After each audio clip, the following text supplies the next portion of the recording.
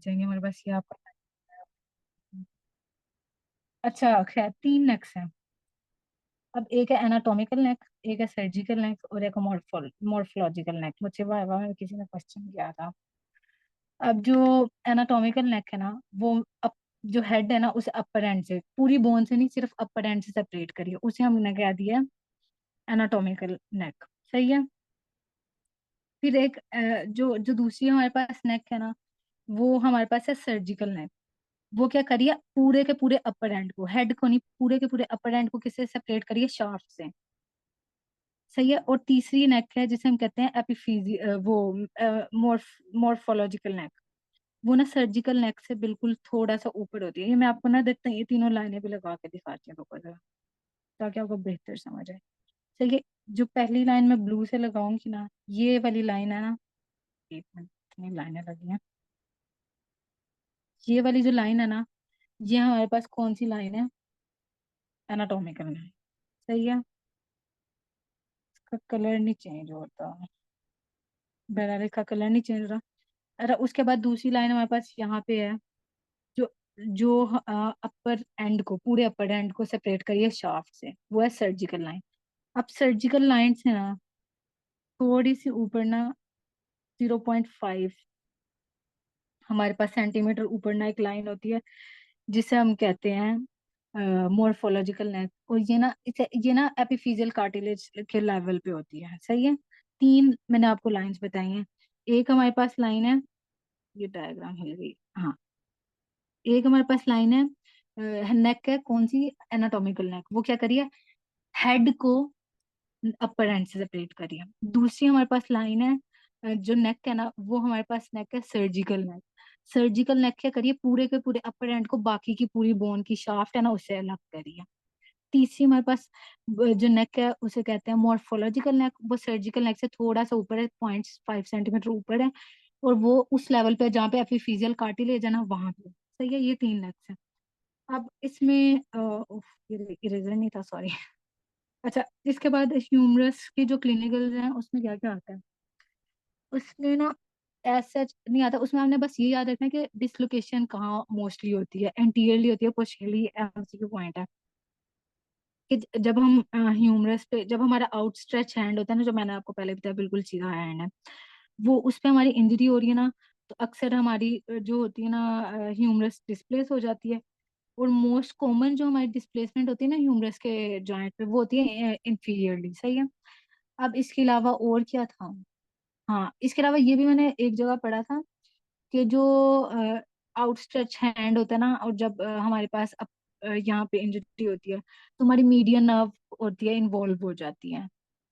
Nerve में median nerve होती है इन्वॉल्व, और आर्टरी में ना ब्रेकियल आर्टरी इन्वॉल्व हो जाती है, सुप्राकंडाइलर रीजन पे होती है जब। सही है। मतलब जो नीचे, नीचे ना, ये दो कंडाइल जब मीडियल, ये मैंने आपको कल दिखाया था, अभी मैं बताना भूल गई। ये देखो यहाँ पे, ये लेटरल एपिकंडाइल है कैपुचुलम के बिल्कुल साइड पे, और ये मीडियल एपिकंडाइल है। तो इनसे जो ऊपर रीजन हुआ, वो कौन सा है, सुप्रा, ऊपर, सुप्राकंडाइलर रीजन। अगर यहाँ पे इंजरी होती है ना, तो अक्सर ना मीडियल नर्व इन्वॉल्व होती है, और जो हमारे पास आर्टरी इन्वॉल्व होती है, वो ब्रेकियल आर्टरी इन्वॉल्व होती है। तो जो ब्रेकियल आर्टरी इन्वॉल्व होती है ना, जब भी आर्टरी इन्वॉल्व है, आर्टरी रप्चर, फ्रैक्चर में शामिल हो गई, रप्चर हो गई है, तो इसकी वजह से इस्कीमिया हो जाता है। इस्कीमिया मतलब कम ऑक्सीजन जा रही है ना, तो इसकी उसे उसे हम कह देते हैं वॉकमैन इस्कीमिया वगैरह भी कह देते हैं। सही है। इसकी भी मैं आपको ना पिक्चर भी भेज दूंगी बीडी से ना, क्लिनिकल की।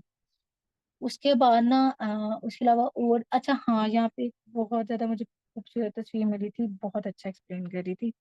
वो ना बीडी में है, आई में ना, चलो मैं बीडी का ही पीडीएफ शेयर करती हूँ आप लेने से।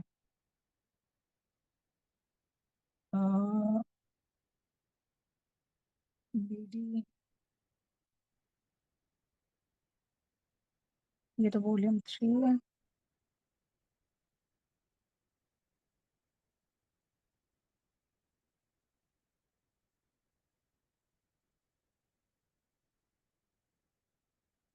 हम्म,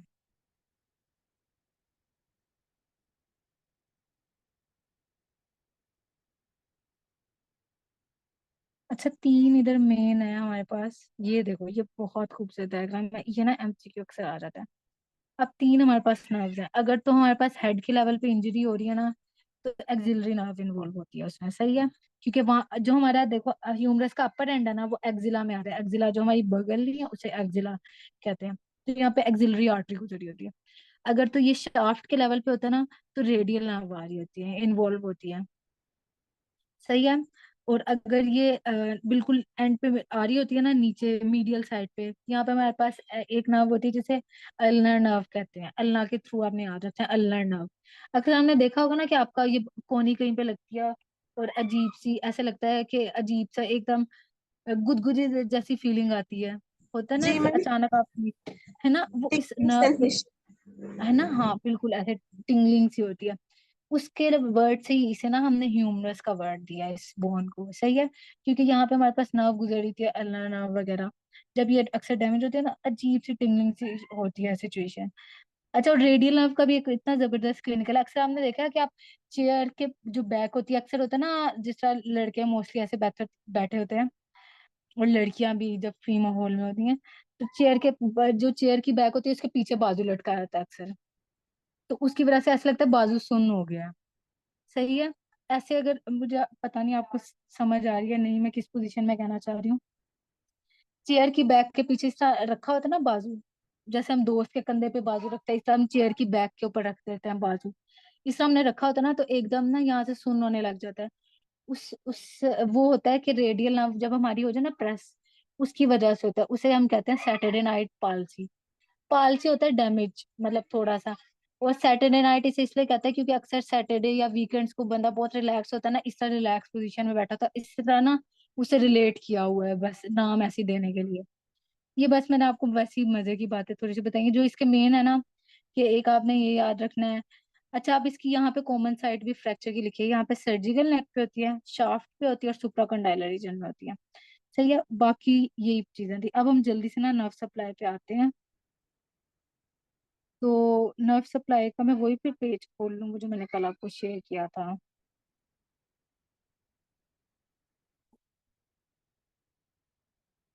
मैम,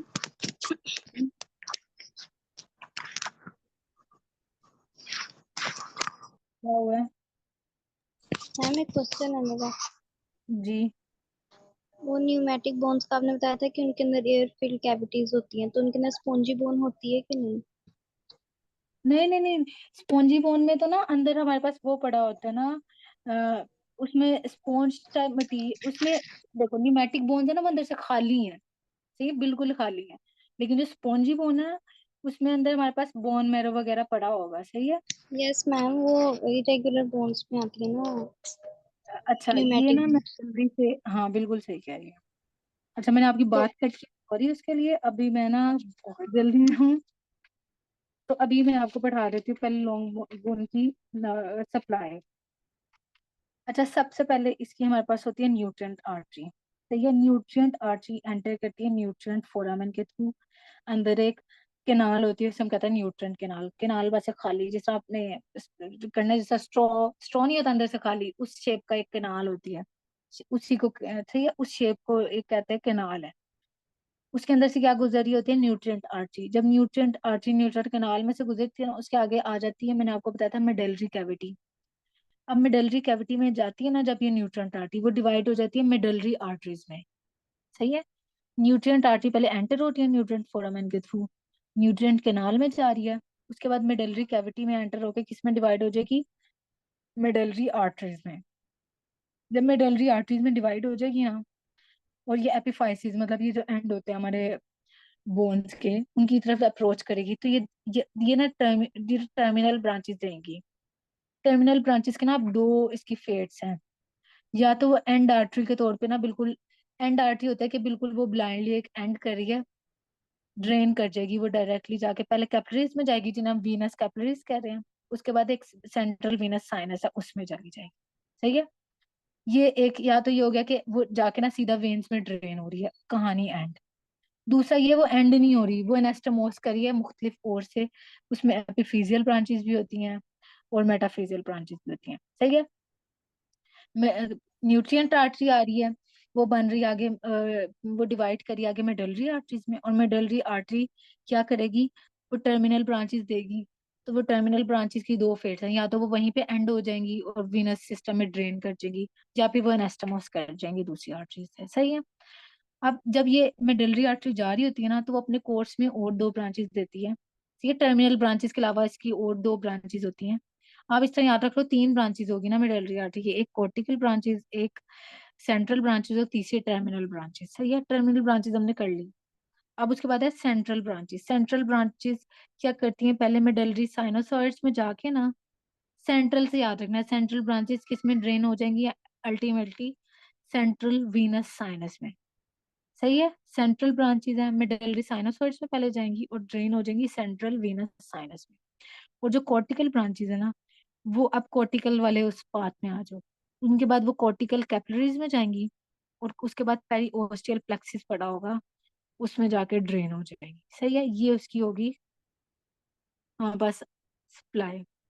अब उसके बाद एपिफिजियल आर्टरी नीचे मैंने लिखा हुआ है। एपिफिजियल आर्टरी क्या करती हैं, आपस में एनास्टमोस करती हैं, बिल्कुल आपस में एक दूसरे से, और ना आर्टीरियल आर्केड्स बना देती हैं। सही है। अब इन आर्केड से लूप्स निकलते हैं। सही है, एपिफिजियल आर्टरी आपस में वो एनास्टमोस कर रही हैं और क्या बना दी हैं, आर्केड्स। इन आर्केड से लूप्स निकलते हैं जिन्हें कहते हैं एंड आर्टीरियल लूप्स। अब वो लूप, इनकी भी दो फेट्स हैं, या तो वो भी एंड हो गए हैं, वहीं पे एंड हो गया, उन्होंने ब्लड को रिटर्न कर दिया वीनस, वीनस सिस्टम में ड्रेन हो गया, एंड हो गया, मतलब वीनस साइनसिस में।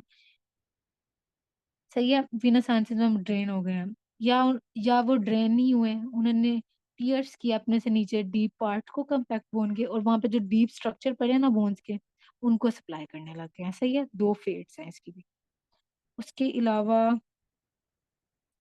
और क्या था इस प्लान में, एक एपिफिजियल थी, और हमारे पास मेटाफिजियल भी थी, और पेरी, और बाकी भी करनी है, या बस मेन यही करूँ।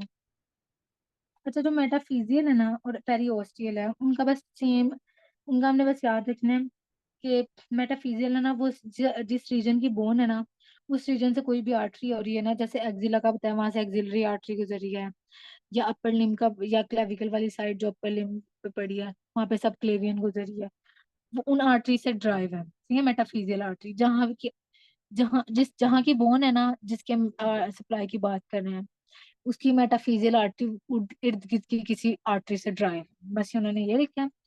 उसके बाद जब ये ड्राइव होकर मेटाफिजियल आर्टरी क्या करती है, सबसे पहले एंटर करती हैं बोन को वेस्कुलर फोरामन से, उसके बाद डिवाइड कर देती हैं ब्रांचेस में, और वो एनास्टमोस कर जाते हैं किससे, ये जो एंड पे मैंने आपको बताया था ना मेडलरी आर्टरी की टर्मिनल ब्रांचेस हैं, ये जो आपको जूम इन शो भी हो रहा होगा पार्ट, ये इनसे एनास्टमोस कर जाती हैं।